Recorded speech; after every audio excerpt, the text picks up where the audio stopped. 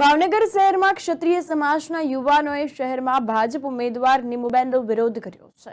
ભાવનગર જિલ્લાભરમાં દિવસે ને દિવસે રૂપાલાના વિરોધને પગલે મામલો ઉગ્ર બનતો જોવા મળી રહ્યો છે। ત્યારે ક્ષત્રિય સમાજના યુવાનો દ્વારા ભાવનગરના કાલિયાબેડ વિસ્તારમાં આવેલ કાર્યાલયના ઉદ્ઘાટન પ્રસંગે કાળા વાવટા ફરકાવીને વિરોધ કરવામાં આવ્યો છે। ત્યારે મોટી સંખ્યામાં ક્ષત્રિય સમાજના યુવાનો દ્વારા રૂપાલા વિરુદ્ધ સૂત્રોચ્ચાર પણ કરવામાં આવ્યા હતા, પરંતુ વિરોધ કરતા તમામ ક્ષત્રિય યુવાનોને પોલીસ દ્વારા ડિટેન કરવામાં આવ્યા છે। અને વાત કરવામાં આવે તો ભાવનગરમાં ભાજપના લોકસભાના ઉમેદવારની પ્રચાર સભા યોજાઈ હતી। ત્યારે સભામાં ક્ષત્રિય સમાજના યુવાનોએ કાળા વાવટા ફરકાવીને નારા સાથે રૂપાલાનો વિરોધ કર્યો। તો લોકસભાના ઉમેદવાર નીમુબેન બાંભણિયાનું આગમન થતા એકાએક 70 થી વધુ યુવાનોનું ટોળું સભા સ્થળે ઘસી આવ્યું હતું અને નારા લગાવીને વિરોધ કરવામાં આવ્યો હતો।